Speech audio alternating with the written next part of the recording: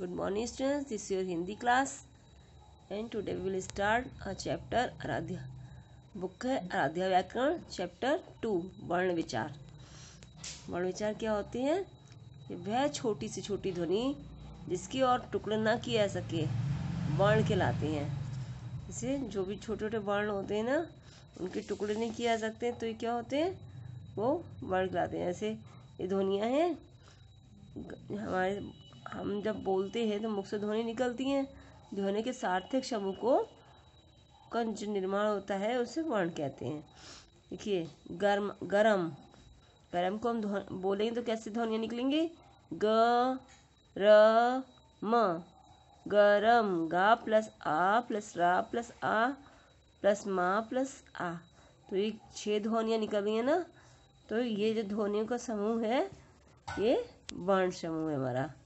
सार्थक समूह जो होते हैं, सार्थक समूह शब्दों को वर्ण कहते हैं। माता कि म प्लस आ प्लस त प्लस आ, 4 ध्वनियाँ निकली। ये क्या है? माता।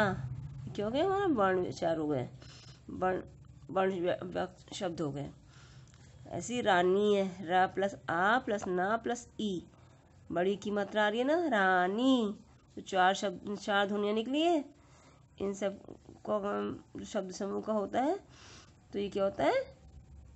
हमारे वर्ण विचार होते हैं। ऊपर विभिन्न ध्वनियों के खंड किए गए, इनके और आगे खंड नहीं किए जा सकते। अब इनके और खंड नहीं हो सकते हैं ना, यहाँ सभी ध्वनियों के लिए अलग चिन्ह निर्धारित किए हैं। तो ये किसी भाषा के ध्वनि संकेत ही वर्ण होते हैं। वर्णमाला क्या होती है? किसी भाषा में प्रयुक्त होने वाले सभी वर्णों के क्रमबद्ध समूह को वर्णमाला कहते हैं।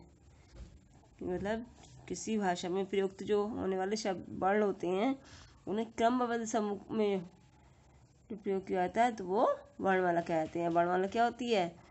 जैसे छोटा बड़ा, छोटी बड़ी, छोटा बड़ा, उरी, ए ओ, ये क्या है? ये स्वर है, इसको वर्णमाला कहते हैं ना। ये इसमें स्वर होते हैं और इसमें व्यंजन, स्वर भी होते हैं व्यंजन भी होते हैं। क ख ग घ ड़, ये क्या है? क वर्ग है। च छ ज झ व, ये च वर्ग है। ट ठ ड ढ ण, ये क्या है? ट वर्ग है। त थ द ध न, ये ता वर्ग है। प फ ब भ म, ये प वर्ग। य र ल ब श, य र ल ब है, ये क्या है? अंतस्थ है। और श स ह, ये क्या है? ऊष्म वर्ण है ना। ऊष्म वर्ण होती है इसमें श आते हैं, वो ऊष्म वर्ण कहलाते हैं।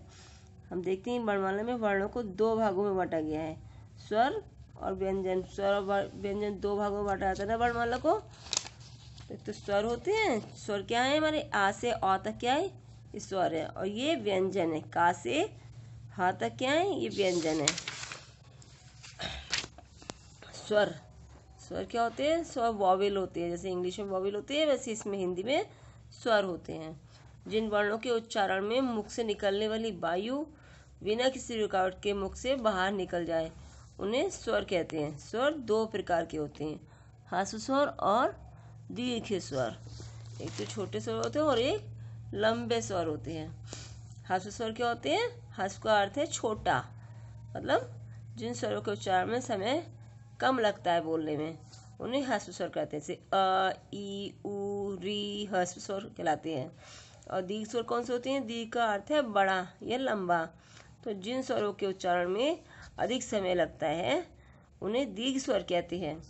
जैसे आ ई उ ए ओ तथा अ, ये क्या है? दीर्घ स्वर है ना। ये आपको लर्न करने। ह्रस्व स्वर किसे कहते हैं और दीर्घ स्वर किसे कहते हैं? हर्ष का अर्थ है छोटा, जिन स्वरों के उच्चारण में समय लगता है उसे ह्रस्व स्वर कहते हैं। और ये उदाहरण सहित कर रहे हैं, छोटा आ ई उ और ह्रस्व स्वर है। पूरा आपको लेसन लर्न करना है। ओके। मात्राएं, देखिए मात्राएं क्या होती हैं? शब्द रचना में व्यंजनों के बाद आने वाले स्वर का रूप परिवर्तित हो जाता है। शब्द रचना में व्यंजनों के बाद आने वाले स्वर का रूप परिवर्तित हो जाता है। इस परिवर्तित रूप को मात्रा कहते हैं। विभिन्न स्वरों की मात्राएं इस प्रकार होती हैं। जैसे हम स्वरों में, ये स्वर है, ये इनकी मात्राएं हैं। स्वर की जो बड़े या की मात्रा क्या होती है, ये होती है। छोटे ई की ये होती है, बड़ी की ये होती है, छोटे ऊ की ये, बड़े ऊ की ये, री की ये नीचे होती है, ए की एक मात्रा लगती है ऊपर, बड़ी ए की दो मात्राएं लगती हैं, ओ की एक मात्रा लगती है और बड़े ओ की दो मात्रा लगती है। मात्रा का प्रयोग कब कैसे किया जाता है? क, जैसे क है खाली तो ये तो खाली कल हो गया। अब का पे आ की मात्रा का प्रयोग हुआ तो काम, का पे आ का डंडा लगे ना, का पे छोटी की मात्रा लग गई तो किन शब्द बन गया। का पे बड़ी की मात्रा लग गई कील, का पे ऊ की मात्रा लग गई तो कुल, बड़े ऊ की मात्रा लग गई कूप, का पे नीचे री की मात्रा लग गई तो कृपा, का पे ए की मात्रा लग गई तो केला, कै पे ए की मात्रा लग गई तो कैसा, का पे ओ की मात्रा लग गई तो क्या हो गया? कोयल, का पे ओ की मात्रा लग गई तो ओ की मात्रा लग गई कौवा। ठीक है, चल, नाम, दिन नील। अभी ऐसे ही और शब्द भी बन सकते हैं इन मात्राओं को प्रयोग करके। ठीक है, हिंदी वर्णमाला में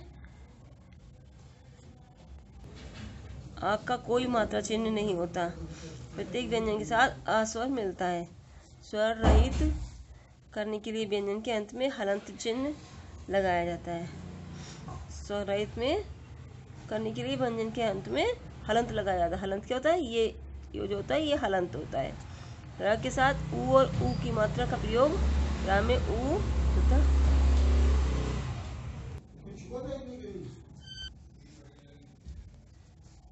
ये रा में ऊ तथा ऊ की मात्रा नीचे न लगाकर इसके साथ लगती है।